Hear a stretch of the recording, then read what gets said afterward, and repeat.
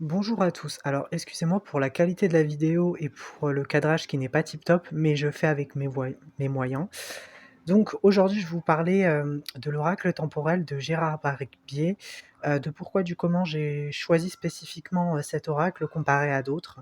Et à vrai dire, pour être honnête, j'ai quelques regrets concernant les cartes, leur symbolisme, leur interprétation et surtout la façon dont moi je n'y arrive pas à m'approprier avec, cet outil adéquat. Peut-être que ça peut être le bonheur de quelqu'un d'autre, mais pour moi, je trouve que ce mode de fonctionnement est incompatible avec ma personnalité puisque je suis quelqu'un qui a besoin de détails et à vrai dire, ce jeu d'oracle, n'apporte pas, certaines résolutions que moi je pouvais faire et il est vrai que je me fie beaucoup à mon intuition donc voici, ce à quoi l'oracle ressemble.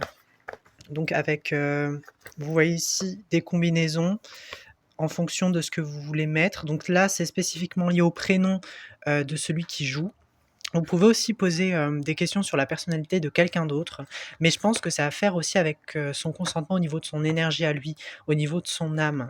Donc si cette personne est fermée, je doute que vous pouvez avoir des réponses, concrètes et vérifiables, dans la réalité. Je dis pas que ce que vous faites est vrai ou faux, je dis juste qu'il s'agit, beh, d'une interprétation, qui peut être, diverse selon les personnes. Là aussi, c'est la roue, des cartes astrologiques avec, les différents signes et j'aime beaucoup, ces cartes spécifiques parce que, ça en dit long sur, notre mois de naissance, notre lieu d'appartenance et cetera et moi comme je suis Cancer, que je suis un signe d'eau très émotionnel, hem, cette coloration-là, elle est parfaite avec, ce que moi j'aime dans le jeu de cartes. En revanche, ce que j'aime pas beaucoup, c'est, voilà, ce symbolisme minimaliste, réduit. J'y accroche pas. Je préfère plutôt de la figuration alors que là, vous voyez, c'est plus abstrait. Donc je pense que c'est en fonction des gens. Voilà, donc ça, c'est le livre. Il a noté que quand je l'ai découvert, le livre de Gérard Barbier, c'était quand j'étais partie à Lidl et il y avait plusieurs choix d'oracles. Au début, je n'avais pas pris celui-là, mais mon intuition m'a dit de le prendre et finalement, j'en reste assez sceptique et déçue parce que quand on commence et quand on débute l'oracle, on a envie d'avoir des cartes concrètes avec, par exemple, je sais pas, des signes de lune, de soleil. Ça peut être aussi des figures mythologiques pour qu'on s'évade plus, pour qu'on ait plus d'imagination aussi. Après, ce qui est intéressant, c'est que l'auteur nous dit aussi de nous approprier ce jeu de cartes au fur et à mesure et que finalement ces symbolismes-là, dont il les nomme, par exemple la carte numéro 29 qui, a une influence neutre et là encore une fois, les couleurs grises, c'est le neutre, le noir, c'est influence, négative et le blanc, je sais pas si on a une, ça va être l'influence positive. Donc ça, c'est bien.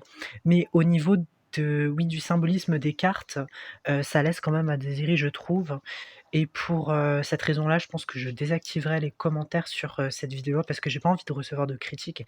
Il s'agit juste d'un avis constructif que je fais et si ça vous déplaît, ben je sais pas, vous pouvez skip la vidéo, mais après, au niveau du design, je trouve qu'elles sont bien, mais c'est pas précis. Maintenant, voici le jeu de cartes. Alors j'arrive pas trop à tenir avec ma main, excusez-moi. Voilà, donc le derrière, c'est ça. Le symbolisme, j'aime bien. Ça me fait penser un peu à je vais pas vous le dire parce que je pense que ça va être censuré, mais à S, hein, le diablotin. Mais bon, peut-être que je suis dans la paranoïa. Bon, il est petit, hein. Excusez-moi pour, ce moment très gênant. Donc, voici les cartes. Donc ça, c'est le signe astrologique du Verseau, il me semble. Donc déjà, il y a 3 catégories de cartes. Il y a les cartes symboliques. Celles-ci vont vous refléter plutôt des aspects de votre vie, les enjeux actuels, qui se présentent. Les signes astrologiques, ça peut être des aides complémentaires, mais ça va pas être précis au sens où ça va vous apporter des solutions concrètes dans la matière. Ça va plus vous donner des indices sur, des influences, plutôt subtiles comme les énergies, sur ce qui va se passer en vous plutôt qu'à l'extérieur de vous. Voilà et vous voyez qu'il y a une répétition et ce qui me dérange, c'est qu'il y a juste les couleurs qui sont changées et donc quand vous êtes débutant, on n'arrive pas à maîtriser ce vocabulaire, vous voyez, de cartes et de numéros aussi parce que les numérotations, OK, ça nous aide. Donc celle-ci, c'est la carte, du jour où en gros, par exemple, on est lundi aujourd'hui, ça veut dire que je peux choisir une carte comme ça où ça va être écrit lundi et donc ça va m'apporter des connaissances où ça va me guider sur, cette journée-là. Bon après, pour une journée, personnellement, je ne vois pas l'avantage de tirer une carte. Je me verrais plutôt long terme, donc voilà. Ceci, c'est le design de chaque carte. Moi, comme expérience qui a été plutôt concluante vis-à-vis de ces cartes, ça a été le jeu du oui ou du non. Pour faire simple, vous piochez 5 cartes, en fait, par exemple. Hop, peut-être avec, voilà, 3, 4 et 5. Et après, vous posez une question. Si la majorité des cartes ont une influence neutre, c'est-à-dire en gris, ici, là, en plus, waouh, c'est de la chance, hein, c'est gris. Par exemple, je sais pas, est-ce que je suis heureux dans ma vie actuelle?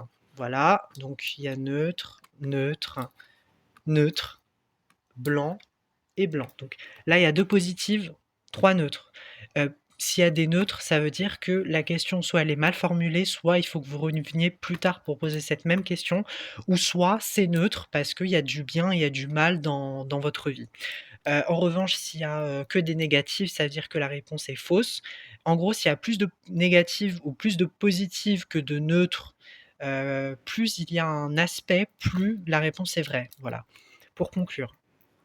Donc, et ainsi, ce qui m'a beaucoup aidé, alors là, je pense que c'est une question plus de jugement personnel, mais personnellement, ma mère, elle a du mal avec le jeu de cartes parce que pour elle, les cartes ne nous donnent rien du tout sur nous et c'est à nous de le chercher sans avoir à avoir des outils. Elle les voit plus comme de la sorcellerie ou comme de la guidance, mal intentionnée, mais je pense que si on est conscient, on est un minimum lucide sur, la façon dont on va tirer les cartes et sur aussi la fausse croyance dans lequel parce que je sais que ça peut devenir une addiction les cartes, ça peut devenir une dépendance à quelque chose, de l'ordre du divin, de l'ordre de, je pose mes mains sur Dieu et donc j'attends, de lui, que ma vie, se fasse sous de meilleurs auspices. Lorsque je tire des cartes, ça peut être vrai, ça peut être faux, mais tout est question, oui, de croyance et aussi de résilience parce que si on a l'ego qui va rentrer aussi dans cette addiction de jeu de cartes, je pense que ça peut être plus destructeur que bienfaisant parce qu'on va s'éloigner de la réalité. Donc on va être, très perché dans notre façon de oui, de conceptualiser ce qui nous arrive, alors que la majorité des choses qui se passent dans la réalité, c'est pas dans des cartes, c'est pas dans des symbolismes. Oui, l'interprétation, OK, c'est bien, mais ça nous dit rien sur la réalité en elle-même. Donc critique et la prochaine fois que je vais acheter l'oracle, ceux-là, je sais pas si je le jette ou je le donne, mais je l'ai utilisé peut-être 5-6 fois, mais ça m'a pas plu tant que ça, à vrai dire. Je vais re-ranger, hein, vous inquiétez pas. Voilà. Le boîtier, bah, j'aime beaucoup, hein. Il y a le soleil, c'est bien. Cette drôle de forme, je l'aime beaucoup. On dirait un peu, vous voyez les luminaires dans les centres commerciaux? Ça me dit un peu ça. Ça, on dirait le sexe féminin, masculin. J'ai toujours du mal à différencier les 2, mais je sais pas. Il y a celle-ci aussi que j'aime beaucoup. Il y a le 4. Bon, je m'évade un peu, mais pour conclure, hein, la prochaine fois que j'achète un oracle, je vais peut-être acheter l'oracle un tarot de Marseille ou un oracle où il y a vraiment des figures qui vont être incarnées dans les cartes. C'est-à-dire, par exemple, une statue, un objet qui plus concret parce que pour mon esprit analytique et logique, j'aime avoir déjà des réponses dans les cartes et pas juste à moi-même d'essayer de configurer, un élément qui ressorte parce que OK, l'intuition c'est génial quand on joue à un jeu de cartes mais quand on n'est pas expérimenté, quand on l'a jamais fait, j'avoue qu'on est un peu perdu et on a du mal à se faire confiance sur, le jeu et on se dit: «Mais finalement est-ce qu'on est fou? Est-ce qu'on mériterait pas d'aller en psychiatrie?» parce que, on s'invente peut-être des réponses et Hem, certains, pensent aussi aux biais cognitifs qui confirment ou non, des croyances erronées et ces croyances erronées, oui, j'en viens à déduire que, heu, je peux avoir des réponses qui m'arrangent et pas qui sont dans le concret. Donc bon, c'est mitigé, mais je pense que je vais pas le garder, je vais peut-être en acheter un autre et dans une autre vidéo qui adviendra, j'en ferai encore une critique, mais pour moi, ça s'arrêtera là sur ce jeu de cartes. L'auteur, peut-être, je sais pas si c'est un cartomancier. J'ai pas, à vrai dire, j'ai pas fait de recherche parce qu'il m'intéressait pas tant que ça. Après, peut-être que ça peut plaire à quelqu'un d'autre, hein, mais pas à moi. Ouais. C'est trop technique.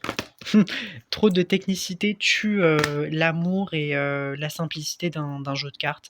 Parce que moi, je le considère plus comme un jeu que comme oui, un jeu de cartes sérieux, avec l'entière responsabilité de mon avenir qui repose sur ce petit objet que sont les cartes, pas du tout. Je le prends pas au sérieux, mais parfois quand je me laisse un peu, quand je suis triste ou quand je suis dans des états seconds modifiés de conscience, j'en viens à mettre tous mes espoirs là-dedans et ça peut être nocif. C'est tout pour aujourd'hui. Ben, j'espère que cette vidéo vous aura plu. Je vous ferai un petit coucou. Tada, vous voyez là, je suis mais dégueulasse. J'ai un gros pull là. Regardez là. C'est génial. En plus, c'est bientôt la rentrée. Et je sais que j'aurai plus de temps à me consacrer pour la spiritualité. Pour. Il y a trop de lumière. Pour les recherches aussi. Des recherches sur différentes vidéos. Pour mon projet livre, à l'heure actuelle, c'est mort de chez mort. J'ai zéro état de motivation. Donc ça, je pense que je vais l'abandonner. Et le pire, c'est que je me suis dit que je vais le tenir, hein. Mais bon, avec moi, c'est chaque jour est à vivre de manière différente. Donc bon. Et pour le reste des oracles, je suis un peu dans le scepticisme de est-ce que finalement cet outil-là est bien pour moi ou non, ou est-ce que je m'arrête uniquement en méditation, au fait de me renseigner à travers des vidéos, parce que peut-être que c'est ça, mon outil à moi de guérison, c'est les cartes, c'est un peu fourre-tout, surtout dans la spiritualité, on se repose énormément par rapport à la cartomancie, vous voyez. Donc bon, attendez, c'est un peu mal. Tada. C'est bon, je m'arrête là.